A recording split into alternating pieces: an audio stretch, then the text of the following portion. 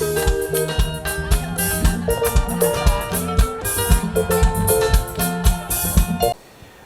le plaisir est pour nous de vous savoir nombreux à suivre les programmes de la télévision de la famille. Mesdames et messieurs, bonsoir. Eh bien, nous nous invitons chez vous ce soir dans le cadre d'un entretien, bien entendu, avec la vision missionnaire des Assemblées de Dieu du Burkina Faso. Et nous avons choisi de nous replonger dans la vie, n'est-ce pas, d'un ancien nouveau missionnaire, n'est-ce pas, et également nous entretenir sur la vie actuelle, j'allais dire, de notre vision missionnaire. Et avec moi sur ce plateau, nous avons le directeur national de la VIMAB, le docteur Jean-Baptiste Rwamba, qui est à ma droite. Et à gauche, nous avons le pasteur Jean Kaboré, mon père personnel. Voilà, donc qui a été missionnaire hors des terres du Burkina Faso, avec qui, bien sûr, nous allons nous entretenir. Et juste derrière moi, vous voyez la relève, j'allais dire, les adolescents, voilà, qui sont là avec nous pour s'entretenir aussi avec nos pères spirituels qui sont là avec nous pour parler de mission. Donc, merci de nous recevoir, bien sûr. Et avant de rentrer dans le vif du sujet, je le disais tantôt, et on ne saurait parler de la vie, de la mission dans un pays étranger, j'allais dire, sans nous interroger sur comment se porte la vision missionnaire des Assemblées de Dieu aujourd'hui. Je veux simplement dire, d'hier à aujourd'hui, comment va notre vision.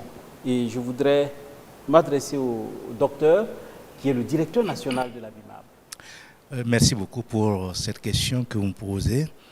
Je dirais qu'après 40 ans d'existence, la VIMAB a cette année 40 ans d'existence, je dirais qu'elle se porte assez bien. Assez bien dans ce sens qu'il y a eu une évolution. Et progressivement, la VIMAB a pris sa place dans les cœurs, dans les églises. Et je crois qu'aujourd'hui, nous pouvons nous réjouir de ce que le Seigneur a pu faire pendant ces 40 ans. 40 ans où des missionnaires ont été envoyés, des églises ont été ouvertes, des âmes ont été sauvées, guéries, etc., etc. Parce qu'il y a eu une vision qui, dès le départ, avait juste été considérée par 3 serviteurs de Dieu. Je peux les citer, le regretté Jean Sawadogo, qui est le père fondateur de la VIMAB. Nous avons aussi le regretté Jean Mandé, qui faisait partie donc du premier comité de création de la VIMAB, et le pasteur Alpha Traoré, qui est toujours vivant aujourd'hui.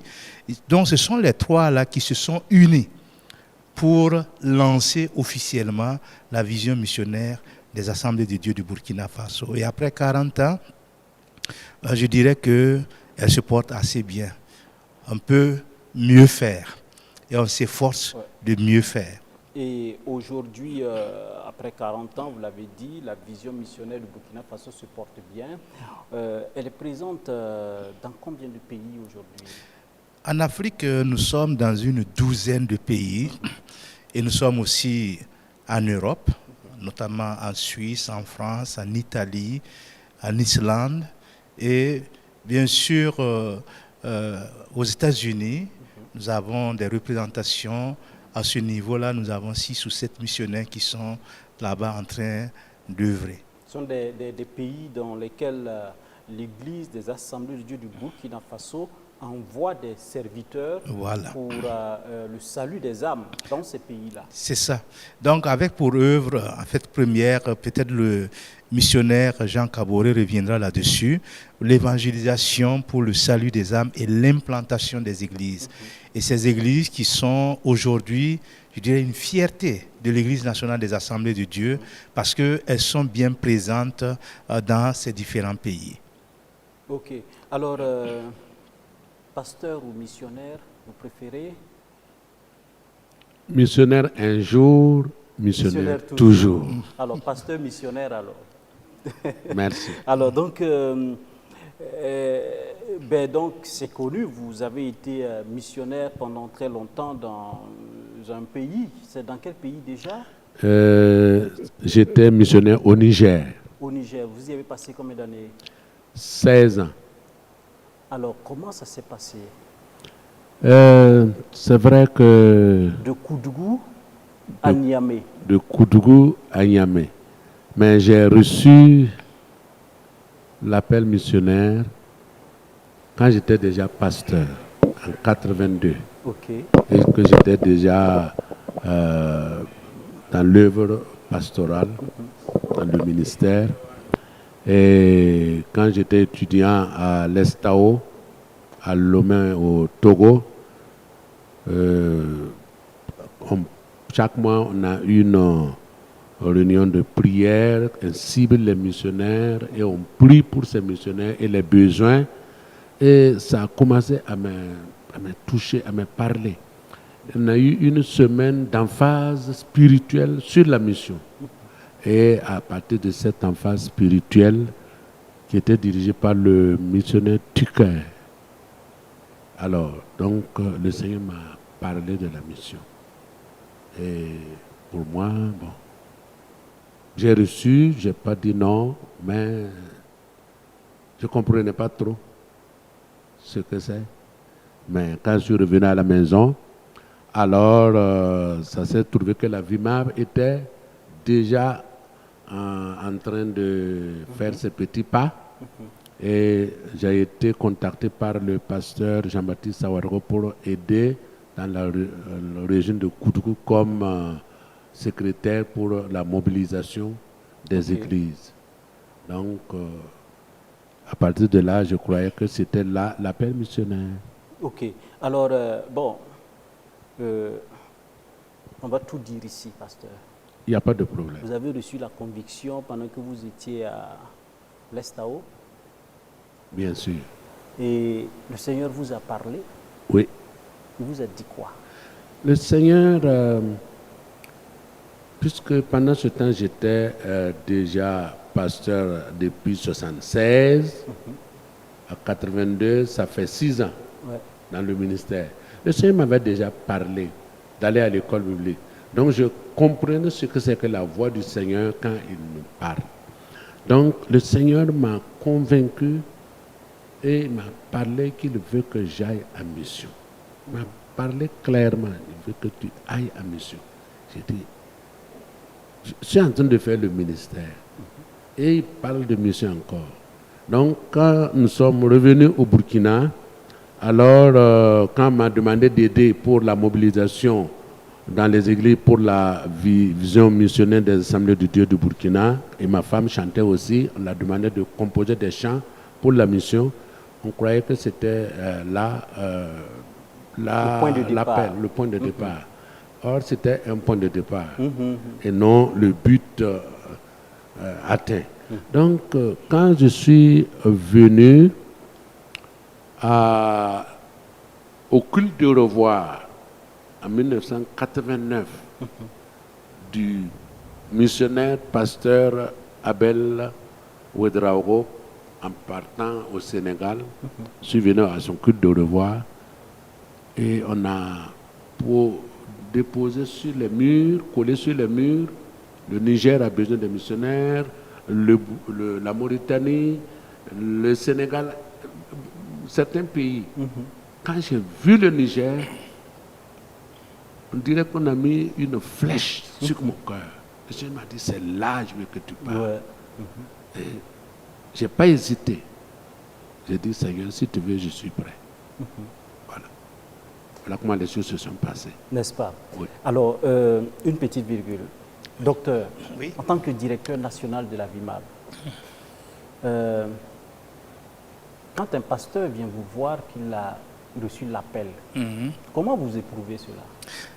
Bon, il y a plusieurs phases avant qu'il ne soit même accepté comme missionnaire. C'est vrai qu'il peut parler de son appel, mais c'est tout un processus.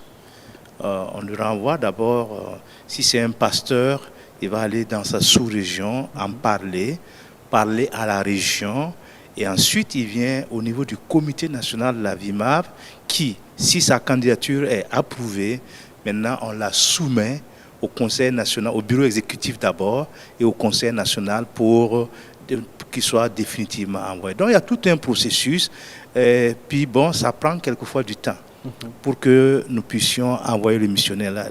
Le dernier missionnaire que nous avons envoyé, c'est le couple Kaboré et Emmanuel, qui se trouve actuellement en Gambie. Il a suivi tout ce processus-là avant donc d'être officiellement envoyé comme notre missionnaire à la République de Gambie. Alors donc, pour être missionnaire, il faut être au préalable pasteur, ou bien il peut y avoir des missionnaires comme ça qui n'ont pas reçu de formation pastorale? Non, je ne crois pas que ce soit accepté. Parce que s'il veut aller commencer une œuvre missionnaire, il a besoin d'une formation missionnaire, parce qu'il aura à faire face à des gens, certainement à l'ouverture d'une église, et s'il n'a pas la formation, on ne peut pas envoyer quelqu'un pour opérer un patient tant qu'il n'est pas formé comme chirurgien. Donc c'est ce qui fait que je ne peux pas dire qu'on les oblige, mais ils sont littéralement contraints de passer par cette étape-là avant d'être envoyés comme missionnaires. La formation pastorale. Oui, formation. Nous avons vu avec d'autres pays où les gens sont venus comme missionnaires n'ayant pas reçu la formation, mais qui sont dans des domaines spécifiques. Par exemple, au collège protestant, on a envoyé des enseignants qui étaient des missionnaires, mais qui n'étaient pas pasteurs. Donc pour la VIMAB, pour qu'une personne soit acceptée ou envoyée comme missionnaire, la formation pastorale est un impératif. D'accord. Alors, je reviens à notre invité, missionnaire Jean Kaboré. Quand vous recevez la conviction, quand vous recevez ce coup dans le cœur qui vous dit c'est au Niger que je dois aller, vous arrivez à la maison, vous en parlez à votre épouse. La réaction, c'est quoi? Et effectivement, elle était au courant que nous avons un appel missionnaire. On était en train de prier pour ça. Ok. Et on aidait la VIMA par rapport à la mobilisation. Mais quand j'ai reçu l'appel pour le Niger, je l'ai informée. Elle dit qu'elle est d'accord pour la mission, mais si c'est au Niger, là, elle n'est pas chaude. Elle n'est pas prête. Non. Ouais. Bon, j'ai dit, Seigneur, tant mieux. Et je répondais, mais avec un peu de peur. Mais j'ai dit, Seigneur, si c'est toi qui m'as parlé, et si la voix vient de toi, je suis convaincu que tu peux aussi la parler. Effectivement, j'ai laissé, je n'ai pas fait de tiraillement, non. J'ai dit, Seigneur, fais une œuvre dans son cœur. Le Seigneur l'a parlé. Et le Seigneur a parlé à d'autres personnes qui l'ont parlé aussi. Après tout, elle était plus convaincue que moi, plus chaude que moi, et pressée même plus que moi maintenant. Vous traîniez les pas finalement. Voilà, je traînais les pas, elle était plus chaude. Parce que le Seigneur l'a convaincue. Ah d'accord. Puisque dans son cœur, elle disait, elle ne voulait pas suivre seulement, mais elle veut être aussi convaincue. Et ça, c'est une très bonne chose. Ouais. Alors, je vais me tourner juste derrière. Ouedraogo Pawentore, quand vous écoutez papa parler, qu'est-ce que cela vous suscite comme préoccupation? Déjà, merci beaucoup pour la parole. En tout cas, on voit leur manière d'expliquer la situation. Ce n'est pas simple, mais du moment où tu as vraiment cette conviction, voilà, que Dieu t'a appelé dans cette mission, ça te fortifie, ça te donne réellement le courage d'avancer dans l'œuvre. Alors, monsieur Ilboudo, hein, voilà, juste, voilà. Alors, vous avez connu des amis de parents missionnaires? Personnellement, je n'ai pas un ami que son parent est missionnaire. D'accord, d'accord. En fait, je voulais voir comment est-ce que tu te mets dans la peau d'un enfant, d'un missionnaire qui veut aller, et ton papa vient te dire, je pars en mission au Niger. Quelle peut être ta réaction en fait? Alors, merci pour la question. S'il arrivait un jour qu'il vienne m'annoncer que Dieu l'a appelé à faire son œuvre au Niger en tant que missionnaire, Pas forcément au Niger, hein, ça peut être en Afghanistan, au Pakistan. Ok, peu importe le pays. Voilà. Si c'est vraiment Dieu qui l'a appelé, je ne pense pas que je vais m'opposer. Au contraire, il faut l'accompagner, l'appuyer dans la prière et tout, et l'encourager. Ah ouais. D'accord, tu es prêt à laisser tous tes amis et puis l'encourager, le suivre, c'est ça, non? Bon, ça va dépendre. Ça va dépendre de quoi. Alors, d'accord. Vous voyez déjà, les préoccupations ou bien sont quand même diverses. Voilà, on n'est pas forcément prêt. Alors, mais pasteur, quelle a été, ça c'était la réaction de maman, votre épouse, qui n'était pas d'accord au début, ensuite qui finalement était plus pressée d'aller à Niamey que vous, et les enfants en ce moment? Les enfants, on leur a parlé. Ouais. Les deux grandes filles ont compris. On les a laissées à la maison pour continuer leur l'école. On a amené le dernier avec nous, Ouais. qui avait 4 ans. Mais après, ça n'a pas été facile pour les enfants de se séparer de nous et nous-mêmes de se séparer de nos enfants. Ouais.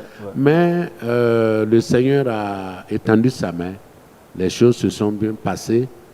Nos enfants ont compris. Et après, ils nous ont rejoints. Et tout a bien passé. Ouais. Mais toujours est-il que dans l'œuvre de Dieu, quand Dieu appelle, y compris la famille, y compris les enfants, c'est à nous de travailler, de parler aux enfants et de prier pour que les choses puissent bien aller. Il y a un équilibre. Voilà. Alors, docteur, Oui. vous envoyez les missionnaires. Oui. Est-ce qu'il y a eu déjà des cas où, jusqu'au moment du départ, il y a eu une divergence de vue entre monsieur et madame et les enfants? Bon, il faut dire que moi, je suis nouvellement nommé directeur. Jusqu'ici, on n'a pas eu ce problème. Le premier couple missionnaire que nous avons envoyé l'année dernière, au mois de septembre, les enfants étaient aussi petits. Bon, le pasteur et son épouse étaient bien, justement, au courant des démarches. Et il n'y a pas eu de problème. Et au cas où il y aurait des problèmes, tenterait de solutionner ces problèmes avant qu'ils ne partent en mission. Parce qu'il ne faut pas qu'ils partent sur le champ missionnaire sur des points de désaccord. Il faut d'abord qu'ils s'entendent pour aller. Autrement dit, ça sera le fiasco. Parce que s'ils n'ont pas la même conviction, s'ils ne parlent pas le même langage par rapport à l'appel, à la vocation missionnaire, ils ne vont certainement pas réussir sur le terrain. Donc, pour le moment, nous n'avons pas encore eu, j'ai pas encore eu à faire face à cette situation-là. Ok.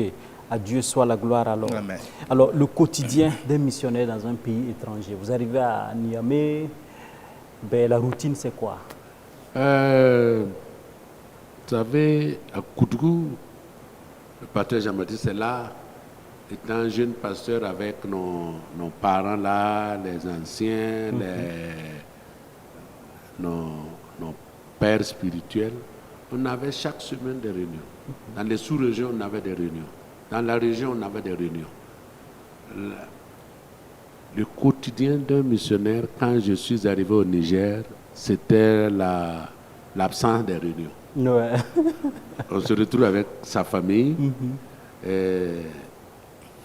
C'était l'absence des réunions, l'absence de la solitude. Mais avec la grâce de Dieu, on a pu surmonter. Mais et le choc culturel n'a pas la même manière de voir les choses.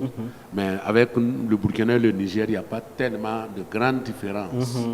Mais néanmoins, comme ce n'est pas le milieu Monsi ni le milieu burkinabé, il y a quand même une différence. Ouais. Alors, donc, vous arrivez à Niamey, le culte se fait à la maison, le salon devient votre lieu de culte. Effectivement. Avec madame et votre enfant de 4 ans. Alors, la première personne qui s'associe à vous pour prier, le premier converti, c'est après combien de temps? Quand nous sommes arrivés au Niger, on avait 2 couples burkinabés, Assemblée de Dieu, qui fréquentaient les églises évangéliques du Niger. Même il n'y avait pas église Assemblée de Dieu au Niger. Donc quand nous sommes arrivés, on faisait le culte avec ces 2 familles. Et aussi, il y avait un missionnaire français qui nous a dévancés dans le mois de septembre et nous sommes allés en octobre. 89, hein, vous avez dit 90. 90. 90. Et donc, les 2 familles faisaient déjà le culte avec le missionnaire français un mois avant notre arrivée. Et quand nous sommes arrivés, on faisait le culte ensemble. Après, j'ai commencé l'évangélisation dans le quartier où je suis, Nouveau Marché. On a ouvert une église. Les 2 familles nous ont rejoints. Et je me rappelle que la première nuit qu'on a commencé, la première réunion de prière, c'était moi, ma femme et notre enfant. Et puisque le couple burkinabé qui était là, je pense qu'il travaillait cette nuit-là, n'a pas pu venir. Mais avec le temps, avec l'évangélisation, il y a eu des convertis alors qui se sont joints. Le groupe ne fait que grandir. On a commencé à la véranda. La véranda est pleine. On a ajouté le salon est plein. On est sorti dehors faire un hangar de 9 sur 12 mètres. C'est plein. Et Dieu merci, on a racheté la maison qu'on a louée, faire l'église. Et voilà, les choses se sont déroulées comme ça par la grâce de Dieu. À Dieu soit la gloire. Amen. Alors, Angelina, tu as une question pour notre papa? Pas pour le moment. D'accord. Oui? Bien, on est vraiment édifié. Ok, allez-y alors. Rwamba Kiria, d'accord. Oui. Mais par exemple, quand on vous envoie à l'extérieur pour une mission, vous avez véranda et après vous avez fait un hangar. Qu'est-ce qu'ils ont fait pour vous soutenir, aussi bien sur le plan spirituel, moral que financier? Merci beaucoup pour la question. La VIMAP mobilise les églises au Burkina pour prier pour les missionnaires. J'en ai bénéficié et grâce à la prière des églises ou les prières des églises, alors on voyait la main de Dieu se manifester. Et en plus de cela, la prière, la VIMAP nous soutient financièrement. C'est la VIMAP qui nous a soutenus financièrement pour qu'on puisse survivre et faire l'œuvre de Dieu. Et la VIMAP aussi nous aide quand on a une œuvre qui demande de l'argent. La VIMAP soutient pour qu'on puisse construire, pour qu'on puisse construire les églises, acheter les terrains. Quand il y a œuvre et qu'on leur présente et qu'il y a les moyens, ils nous soutiennent sur le plan l'œuvre de Dieu et sur le plan soutien pour qu'on puisse vivre. Ok. Mademoiselle Rwamba, c'est bon? Tu as eu la réponse à ta préoccupation? Oui, merci beaucoup. Alors, dans la même lancée, hein, la VIMAP vous soutient quand il y a une œuvre. Chaque mois, la VIMAP vous envoie un salaire? Oui. Si je dois l'appeler ainsi. Oui. C'est un soutien. Un soutien, d'accord. Ok. Évidemment, à notre temps, la VIMAP nous soutenait chaque mois. Alors, dites-nous, pasteur, quand vous arrivez, vous l'avez dit tantôt, hein, ce n'est pas un milieu Mossi ou voilà, burkinabé en général. Mais, donc c'est sûr que la langue locale, en quittant le Burkina Faso, c'est pas sûr que vous parliez leur langue locale. Non, je ne parlais pas ni le Hausa ni le Germain. L'adaptation alors s'est faite comment? Effectivement, c'était une préoccupation quand nous sommes arrivés au Niger. Heureusement que le Niger est un pays francophone, donc on a travaillé avec le français, mais on souhaitait réellement apprendre la langue locale, c'est-à-dire le germain. Niamey, c'est le germain qui domine, puisque c'est dans la zone germain, la capitale est dans la zone germain, mais il y a des Hausa aussi. Mais arrivé, on voulait ouvrir une église, implanter une école, et les deux ne peuvent pas aller ensemble. Il fallait trouver 6 mois, une année, uniquement se consacrer à l'apprentissage de la langue. Mais quand nous sommes arrivés, on a voulu tout faire à la fois, implanter l'église et courir dans les bureaux pour avoir l'autorisation de l'administration et ouvrir une école primaire. Donc, j'ai acheté les livres pour apprendre la langue, mais pour finir, j'ai pas pu apprendre la langue. Donc, mais comme c'était un pays francophone, ça nous a facilité donc, la communication. Alors, docteur, la réponse du pasteur me permet en même temps de vous poser cette préoccupation-là. Est-ce que le retour d'expérience des missionnaires qui sont allés des dizaines d'années avant, aujourd'hui la permet à la BIMA, par exemple, quand quelqu'un est candidat à la mission, le pays identifié, de déjà commencer à apprendre la langue qui était dominante? Oui, bon, parlant de cela, nous prenons en compte ces aspects-là, parce qu'il faut une certaine inculturation pour pouvoir exercer dans un milieu qui n'est pas le vôtre. Parce que généralement, les missionnaires vont dans des milieux où pratiquement beaucoup de choses sont nouvelles. Je ne vais pas dire tout est nouveau, mais beaucoup de choses sont nouvelles. Absolument. Par exemple, le cas de notre missionnaire qu'on vient d'envoyer en Gambie, il est actuellement sur l'apprentissage de l'anglais. C'est vrai qu'il a un background qui lui permet de comprendre certains, mais c'est pas un anglais courant. Voilà, justement, mais il est en train d'apprendre et il a commencé à tenir des réunions où justement il s'exprime et tout. Et je crois que c'est ce que nous disons pour encourager les uns les autres. Vous ne pouvez pas gagner la personne, le cœur de la personne, sans avoir des mots dans sa propre langue. Ça, c'est très important. Donc, les missionnaires sont encouragés justement à apprendre la langue. Il y en a dans d'autres pays que je ne vais pas citer, c'est l'arabe. Ils sont obligés d'apprendre l'arabe pour pouvoir communiquer avec les habitants qui parlent l'arabe. D'accord. Alors, je me tourne vers mes amis. Une préoccupation? D'accord, tu as une question pour le docteur ou le missionnaire? Bon, j'ai une question pour le docteur, directeur de la VIMA. Ok, allez-y. Pour le cas de notre papa missionnaire, il a dit que quand il a su qu'il a été appelé pour faire la mission, c'est le Niger qui lui est venu en tête. Maintenant, je voulais demander au papa, directeur de la VIMA, s'il y a des pasteurs qui savent qu'ils ont été appelés pour la mission. Maintenant, ils n'ont pas une idée claire de l'endroit où ils doivent exercer. Comment la VIMA fait pour les orienter? Non, je crois que c'est une très belle question parce que on peut avoir, je dirais, le fardeau pour la mission et ne pas être sûr du pays. Là, nous aidons la personne et nous orientons la personne selon les besoins qui se présentent. Parce qu'on ne sait jamais. Mais par exemple, pour le cas de celui qu'on a envoyé en Gambie, c'était clair pour lui depuis longtemps, depuis qu'il était à la faculté. C'est la Gambie qui était dans son cœur. Et il y a eu plusieurs choses qui se sont ajoutées. C'est la raison pour laquelle nous l'avons orienté sans problème. Il y a un qu'on veut envoyer au Ghana parce qu'il a reçu la vocation pour aller au Ghana.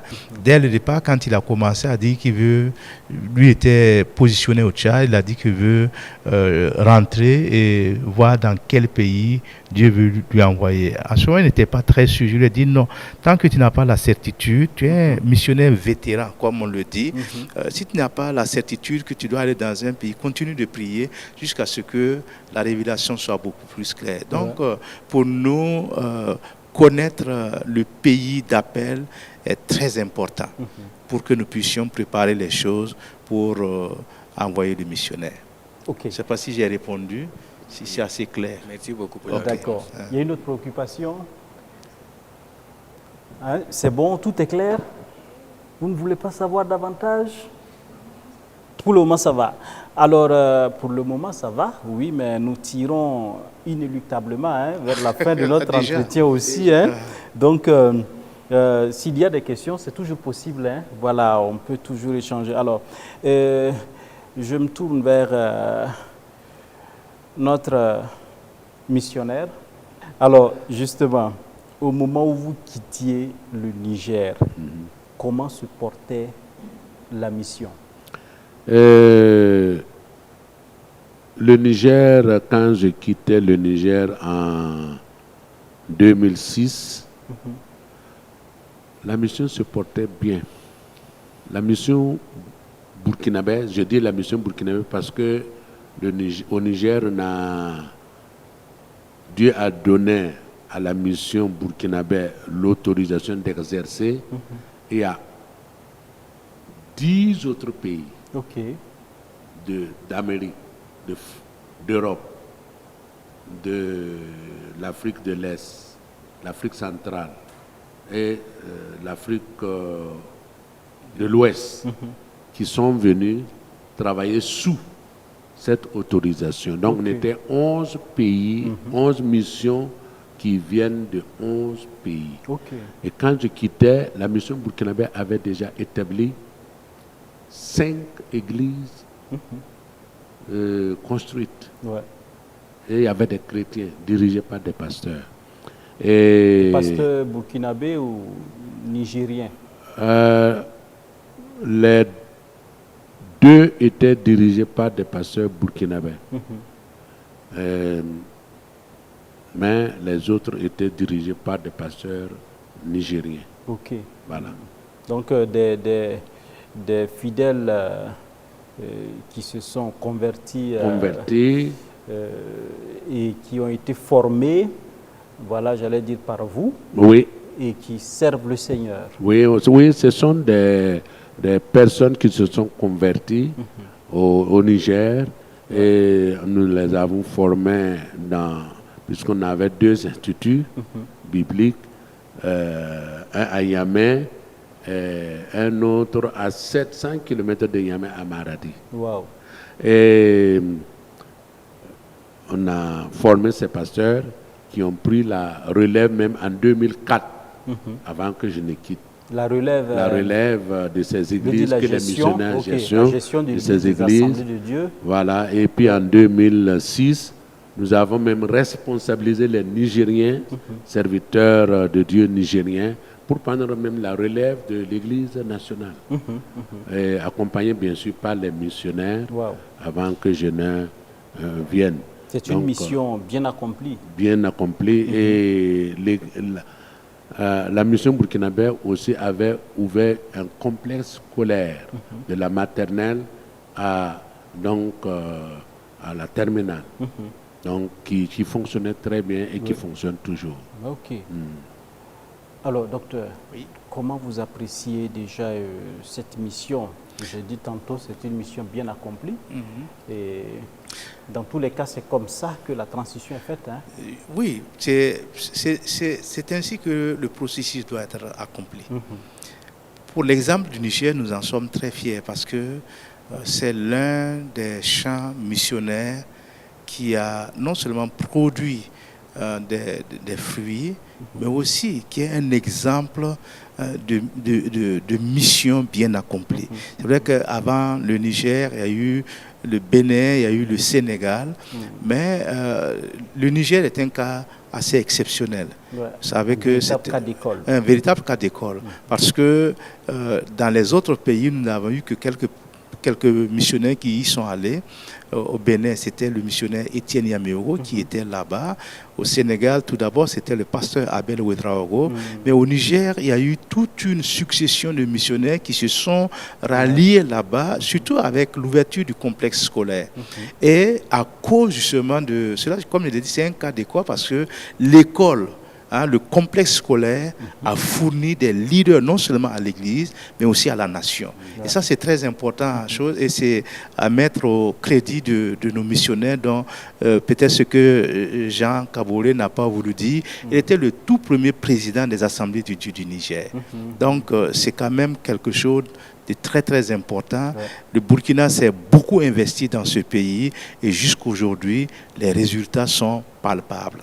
Et aujourd'hui, en tout cas personnellement, j'ai eu l'occasion d'échanger avec le président de l'Église de l'Assemblée du Niger au centenaire. Ali. Un Nigérien, donc un produit de la mission burkinabé.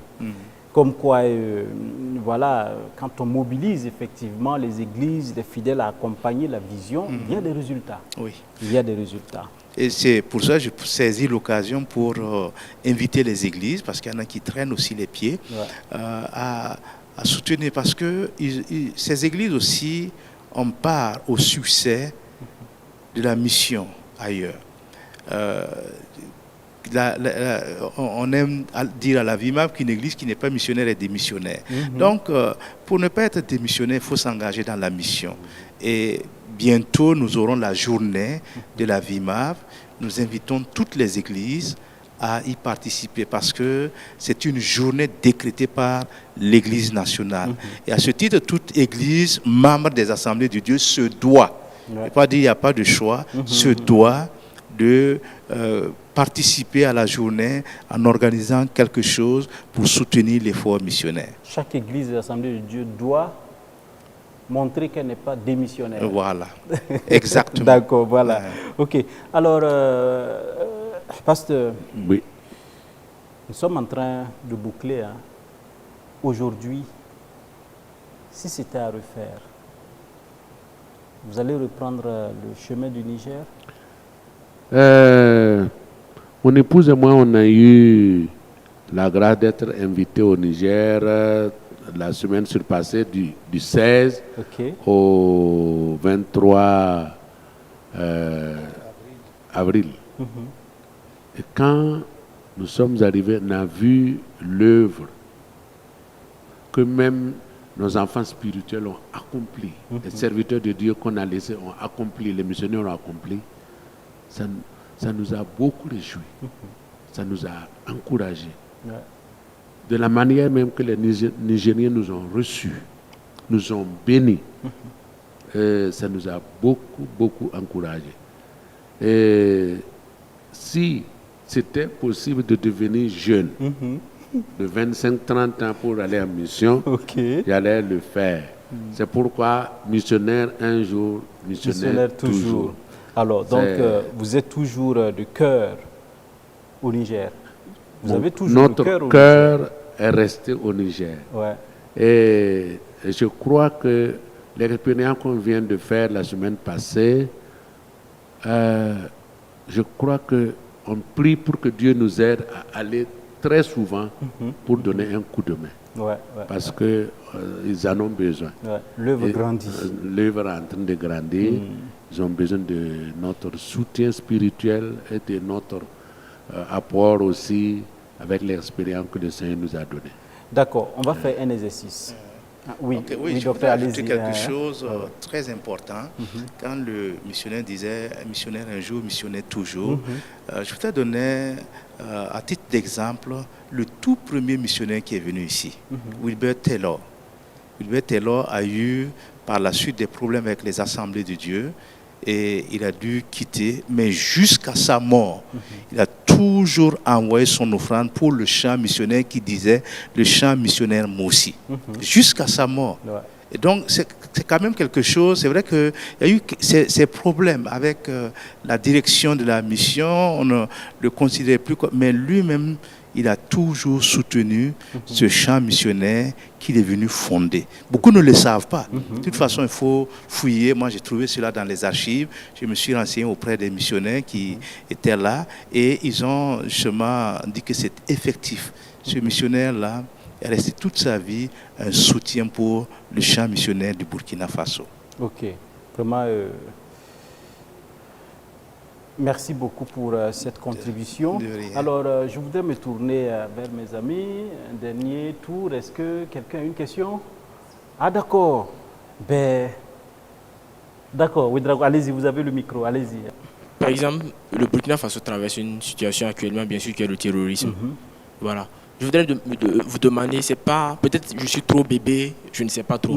Pourquoi ne pas décréter une journée pour une collecte de fonds pour réellement soutenir ceux qui vivent dans des situations vraiment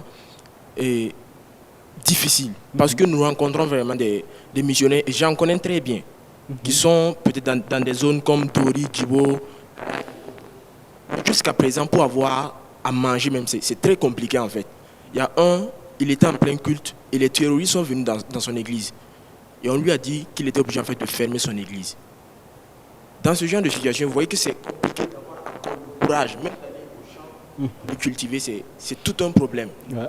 Dans ce sens, est-ce que ça ne serait pas de décréter en fait une journée pour une collecte de fonds?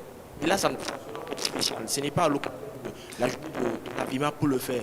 Mais là, vous allez voir que même le DENAD, la JAD, l'AEC, le MEP, tout le monde va s'impliquer en fait pour que ce soit vraiment merveilleux. Et ça va réellement réjouir en fait le cœur de ces missionnaires. Ok, d'accord, c'est une question, en même temps des suggestions. Et alors, docteur Vigé. Oui. Bon, je crois que sa préoccupation est bien légitime. Quand on connaît des cas, des situations, des gens qui se retrouvent dans des situations pareilles, il y a de quoi se préoccuper pour ces gens-là. Mais je dois dire que ce n'est pas à la VIMAB ou à une structure de décréter une journée de collecte des fonds. C'est à l'Église nationale de décréter ces journées-là. Mais déjà, on peut dire que nous avons, l'Église nationale, les assemblées de Dieu ont un bras social qui est l'organisme chrétien ou l'organisation chrétienne d'entraide et de développement, l'OCED, qui chaque année a sa journée au mois d'avril, qui récolte des fonds et qui soutient justement ces différents secteurs de la vie de l'Église qui ont besoin de soutien. Et l'OCED, chaque année, organise, j'ai vu quelques reportages là-dessus, où on donne des vivres, des vêtements, etc., aux personnes déplacées internes. Et principalement les pasteurs. Il y a beaucoup qui sont à Ouagadougou ici. J'ai assisté une fois à une distribution de vivres à ces gens-là. Et sur le plan local, par exemple au niveau de l'église centrale, depuis le début de la crise, nous avons toujours organisé une collecte de fonds pour soutenir les PDI. Et nous ciblons 3 zones essentiellement. Nous ciblons Kaya, Wayouya et Djibo. Et chaque année, ces régions-là reçoivent quelque chose de l'église centrale. Je me rappelle la dernière fois, on a eu un don de 40 sacs de maïs orientés, dirigés vers Kaya. Et je sais qu'avec une enveloppe aussi, qui leur permet justement de pouvoir subvenir aux besoins. Mais ce n'est pas à la VIMAB de décréter cette journée d'entraide ou de soutien à ces PDI. Nous sommes conscients de la situation et je crois que chacun, j'ai vu d'autres églises aussi, pour ne pas les citer, qui organisent ces choses-là pour soutenir les PDI. Et comme exemple, une chantre, Madame Yaolise, quand elle a organisé son concert, l'argent qu'elle a récolté a servi, elle m'a demandé qu'est-ce que je peux faire. Elle avait dit justement qu'elle voulait soutenir les PDI, mais je l'ai orienté vers l'OCED. Ils sont allés faire une distribution je crois que dans la région de Tita, où il y a beaucoup de personnes qui se sont installées là-bas. Donc, quelque chose se fait, peut-être dans une moindre mesure, mais ils ne sont pas oubliés. D'accord. Merci beaucoup, docteur, pour ces éléments de réponse. Il y avait encore 2 doigts, oui. Angelina, c'est ça, hein? Oui, c'est d'accord, ça. ok, allez-y. Hein. Merci pour la parole. Ma question va à l'endroit du papa missionnaire. Bon, avez-vous eu des épreuves durant votre parcours missionnaire au Niger? Si oui, comment avez-vous fait pour les surmonter? Merci beaucoup pour la question. Dans l'œuvre de Dieu, quand on fait l'œuvre de Dieu, il faut s'attendre aux épreuves. Ça fait partie. Jésus en a vécu les épreuves. Ceux qui nous ont devancés ont vécu les épreuves. Certes, il y a eu des épreuves sur le plan santé, mais le Seigneur nous a intervenu, nous a guéris. souvent il y a des épreuves d'incompréhension avec ceux-là que nous voulons gagner à Christ. Mais ça a été toujours comme ça. Mais cela fait partie du ministère, fait partie de la mission. Mais à chaque fois, quand on prie,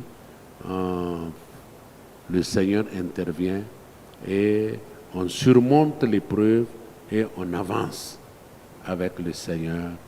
Et c'est ainsi. C'est toujours, il faut remettre cela entre les mains du Seigneur, demander sa grâce, demander son courage, sa force, et Dieu nous soutient.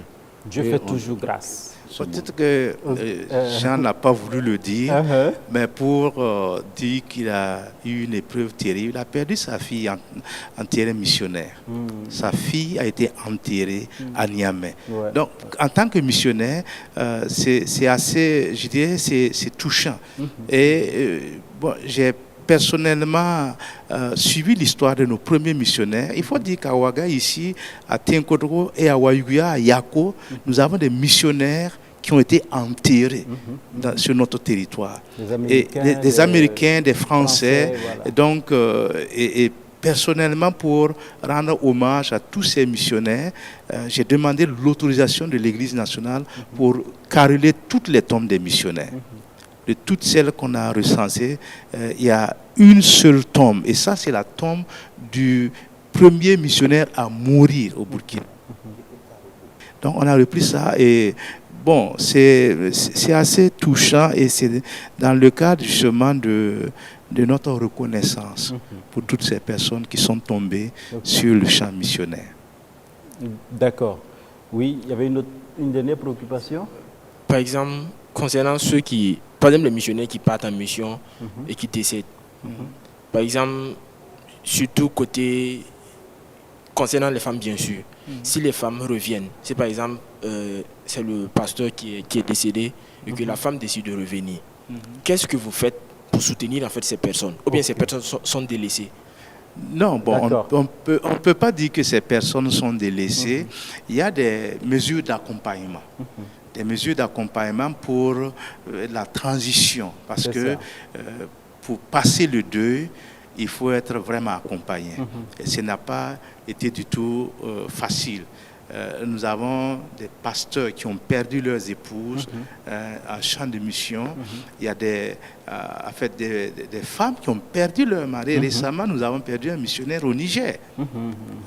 Et sa femme est rentrée et elle est enseignante de profession, donc elle a repris son travail. Mais l'histoire nous enseigne que tous ces gens-là, on parle aussi des missionnaires qui sont tombés, mais il y a aussi les enfants qui sont des enfants innocents qui les ont accompagnés et qui sont là. Des enfants de missionnaires dont les tombes se trouvent sur notre sol ici. Et je rappelle l'une des histoires qui me touche beaucoup, c'est le premier missionnaire qui est mort en 1924, John Eric Booth Cliburn. Quand il est mort, sa femme était enceinte de leur dernier enfant. Et ils avaient une fille, et cette fille qui était juste une petite fille, et puis bon, le deuxième était en route. Vous savez, elle est repartie en Angleterre où elle a accouché. Et ce qui me touche, et jusqu'aujourd'hui, c'est que ce garçon qui n'a jamais connu son père, qui était dans le ventre de sa mère, était devenu missionnaire. Et aujourd'hui, la fille de ce dernier-là, c'est vrai, ce missionnaire aussi, il est mort parce qu'il était âgé, il a été servi au Kenya. Aujourd'hui, sa fille est missionnaire en Ouganda.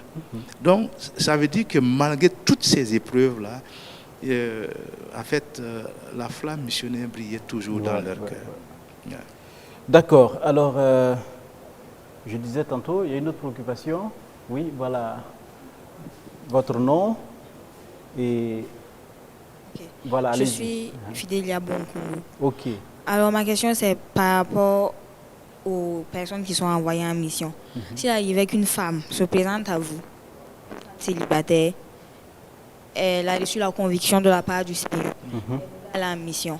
Parce que durant l'entretien, j'ai beaucoup remarqué le couple en mission. missionnaires, par exemple le missionnaire français au Niger.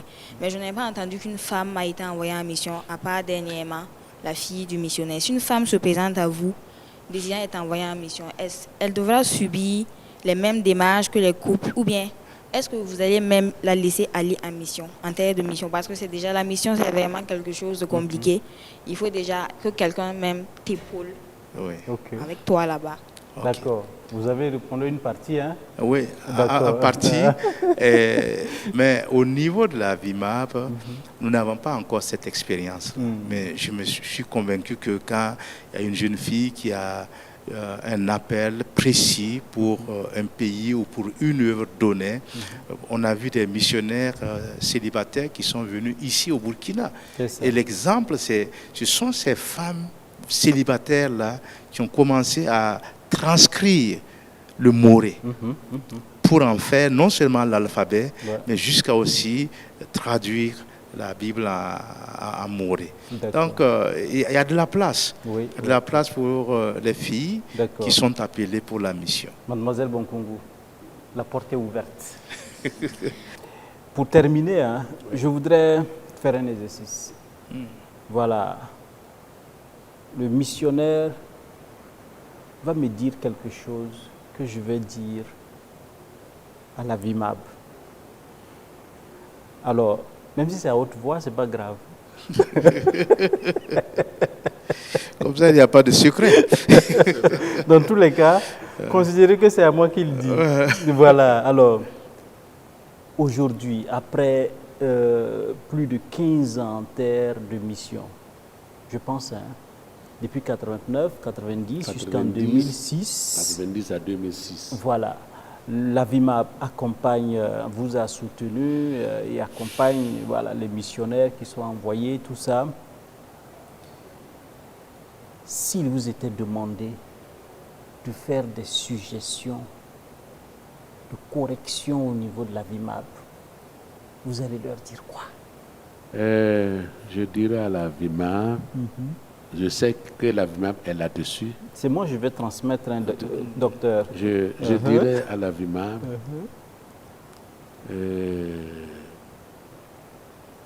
de faire un grand effort pour la prise en charge davantage. Parce que la vie devient un peu plus compliquée. Je sais qu'elle la VIMAB fait des efforts, mais elle peut faire plus d'efforts. Et ça, c'est une invite aussi à toutes les églises, à toutes les bonnes volontés. Et deuxième chose, ceux qui reviennent, qu'on prépare le retour là aussi bien. Puisque j'en avais parlé, ils sont là-dessus, mais qu'ils hâtent le pas. Parce que si c'est bien préparé, ça va davantage encourager les nouveaux candidats et encourager les gens aussi à soutenir. Ça, c'est un suggestion. D'accord. Merci beaucoup,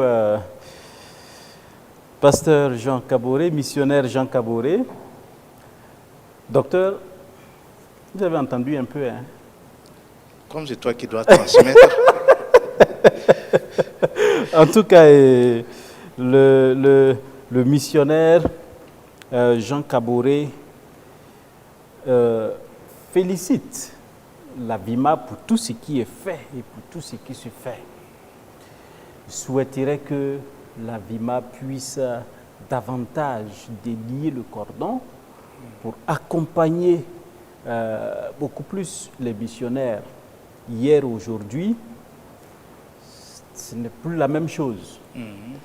Secondo, en fin de mission, quand ce serviteur de Dieu est appelé à regagner la mère patrie, il faut qu'il y ait une préparation pour sa réinstallation, pour sa réintégration, j'allais dire, voilà, dans la société burkinabé. Voici un peu, et il a mentionné, il sait que vous y travaillez. Oui. Donc, voilà, merci beaucoup. Merci beaucoup pour ces suggestions. peut-être qu'on n'en a pas fait assez, mais en 2 ans, on a déjà rehaussé un peu le soutien des missionnaires. Tous les missionnaires, ça c'est quelque chose qu'on tend à mieux faire. On veut faire plus, mais on ne peut donner que ce qu'on a. Vous savez que nos ressources viennent des églises locales. Et tant qu'on n'a pas reçu le soutien de ces églises locales, il serait difficile de faire au-delà. Je vois un peu ce qui se passe avec les autres missions. Je sais ce qui se passe.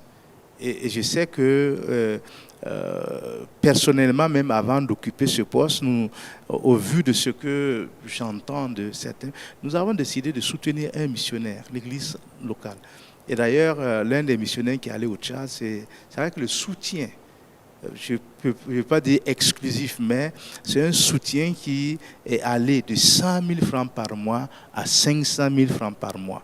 Et nous voulions l'inscrire comme notre missionnaire, qui quand il a des besoins, qui s'adresse à nous, mais malheureusement, il a quitté son champ missionnaire. On recommence timidement avec un, deux, mais j'avais la ferme conviction qu'il fallait qu'on le fasse. Et on avait déjà commencé. Vous savez, en 5 ans, notre soutien est passé de 100 000 à 500 000 francs pour ce missionnaire-là. On lui a même acheté un véhicule. Bon. S'il y a des églises aussi qui suivent cet exemple, je crois qu'on fera un peu de choses. Bon, concernant le retour des missionnaires, je crois que c'est un domaine qu'il va falloir que nous approfondissions. Parce que jusqu'ici, quand le missionnaire revient de son pays, je dirais, de mission, voilà, oui. Eh bien, il est remis à la région. Ce n'est pas suffisant.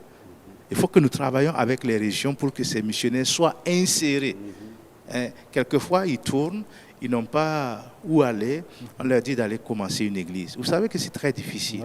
Pour quelqu'un qui a quitté, comme le pasteur Jean, pendant 16 ans, qui revient et qui ne trouve pas sa place, je ne trouve pas que c'est normal.